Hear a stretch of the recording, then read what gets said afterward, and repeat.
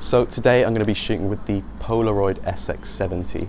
This is a camera that shoots SX-70 film from Polaroid originals, and the photos develop themselves in around 15 minutes. You just have to put them somewhere dark and warmish. The film comes in a box with 8 shots. The film box also includes the battery which you use for the camera. The camera doesn't have its own battery, it's all in this little box. The SX-70 has a 1/16mm f8 lens. The aperture is fixed at f8. The camera chooses the shutter speed for you, which is essentially a aperture priority mode. So I'm going to take the camera for a spin, take some photos with it, and see what they turn out like. 3, 2, 1.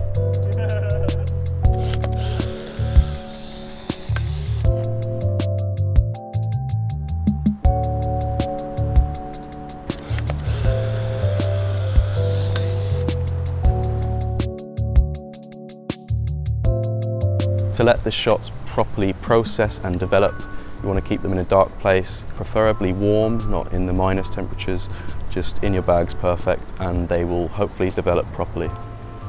Clouds are great as well.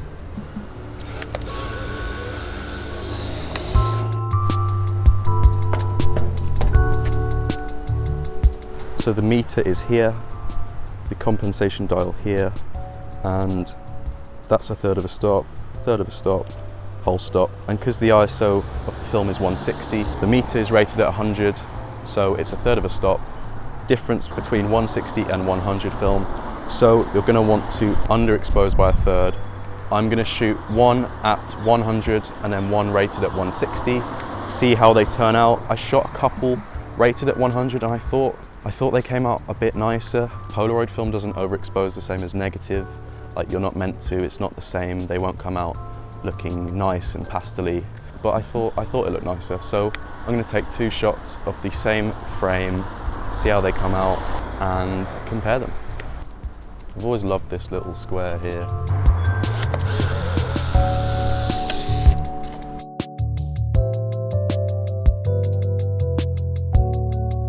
That one was rated at 100. I'm going to rate this one for 160.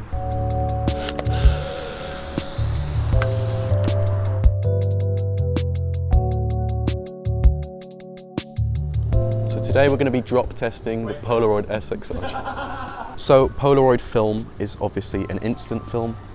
It takes about 15 minutes to develop the shot, and there's 2 rollers on the front. These rollers squish all the processing chemicals onto the film, and then they develop the film. When the film leaves the camera, you're going to want to put it in a bag or a dark place, somewhere dark, to let the film process properly.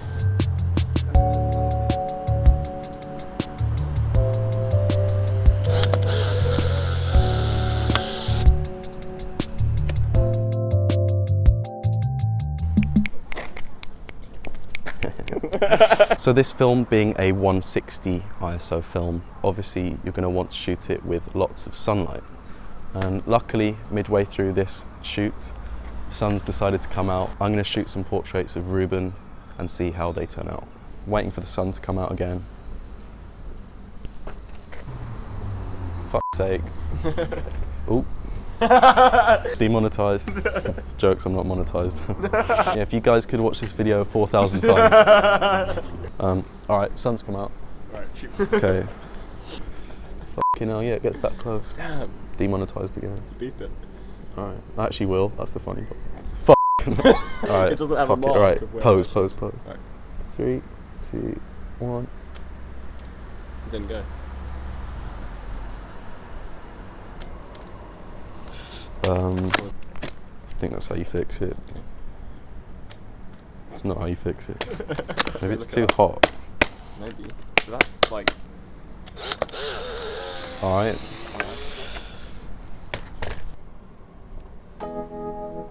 3, 2, 1.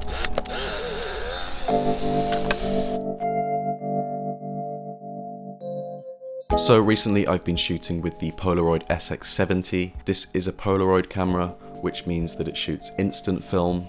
I don't really shoot much instant film. This was the second time shooting Polaroids for me ever. So there are a couple learning curves, a couple things you have to look out for, but overall I found the experience to be very fun and sort of different to what I normally do. Firstly, just want to mention the design of this camera. I think it's one of the best cameras design-wise out there. I think it's a gorgeous camera, and I just think, so this is the camera folded up, folded out. I just think that's a beautiful camera. Like, that is one of the best looking cameras ever. This camera is really easy to travel with and just chuck it in your bag when it's in this state. Very flat and compact. Yeah, no, it's great. It was great fun to shoot with it. I shot with it over a couple of days. The first couple of days I went out with the camera, it was grey. I thought there'd be enough light, but the aperture is stuck at f8. And the only film you can get for this camera is 100 speed, so I was getting some blurry shots, and I decided just to wait for a sunny day. I shot one box, and then I decided that I wanted to shoot more to make this video, more to talk about, so I went and bought another box, and then me and Ruben went out and about, took some pictures, took some portraits, and tested it out in the sun. Getting my head around the metering of this camera. The meter's really weird. You essentially have exposure compensation for the meter, and the way it works is all it does is put a tiny little ND filter over the meter, which I thought was quite an interesting way of compensating, but I guess it works. It's a simple design, but it works.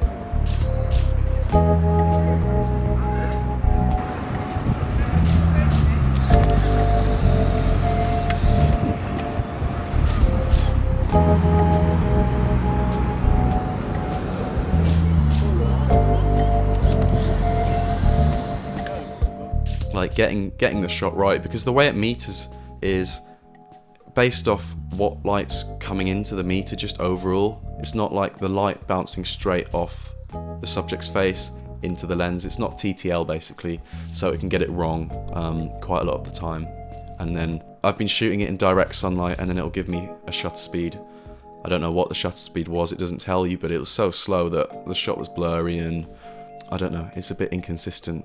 So I went and picked up some film from my local camera shop, and the Polaroid SX-70 shoots SX-70 film by Polaroid Originals. I shot some colour film, and so you get 8 photos per box, but the box costs £18, which I think is a bit steep. It's a lot of money for 8 pictures, but in fairness, the box has the battery, and I guess you're not paying for developing, but it's still a lot of money. I spent £36 on 2 boxes and got 16 pictures. So, you know, there's that element to it as well. It's a very expensive camera to shoot for arguably not very good results. Another thing I found with this camera, or I guess with the film actually, was sort of the inconsistency with it, and how sometimes with washed out highlights, it would look really yellow, really warm, properly warm, and then sometimes I shot a picture, my favourite picture of the second box actually, with the sky washed out, shot it directly into the sun essentially, and it didn't turn out all creamy and yellow. I'm not sure why this happens, I don't really know, it just seemed a bit inconsistent to me. And then the shadows and the sort of mid-tones came out really purple, which I'm cool with, just sort of very magenta-y. I guess that's just the film. I just found inconsistency to be an element of taking pictures with the SX-70. The lens on this camera, I guess, is good. You can't really tell with Polaroids, they're so soft, but it seems to be a good lens. It can focus really close. That was really interesting, like properly close, sort of like RZ standard of right up in your face when you're taking portraits. Yeah, no, it focuses really close. Fun camera to use. It's just a shame, I think, the lens is stuck at f8. You do get quite a nice depth of field, considering it's 116mm lens onto a frame size. Area-wise, I think it's double the size of 6x6 medium format, so it is a big frame. You do get a depth of field at f8. It'd just be cool if it opened up to like f4.5 or something. It's just a shame if you're shooting the SX-70 100 speed film and your lens is stuck at f8, you're gonna have to take it out on a sunny day. I took it out on some cloudy days and it didn't really work. I wouldn't bother on cloudy days, I don't think. Loading the camera is simple. Pull the old box out, push the new one in. It's quite satisfying. Cover plate, cover slide, I don't know.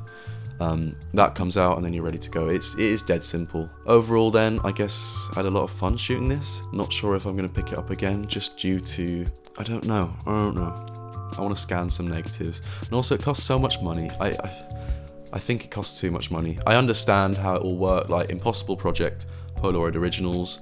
I get it. I just don't think it's worth it. 36 quid for 18 pictures, 16 pictures. I don't know if I'm going to be picking this camera up again anytime soon. Maybe for something interesting, I don't know, maybe in a studio or something. It's just, it costs so much money and the shots aren't that great.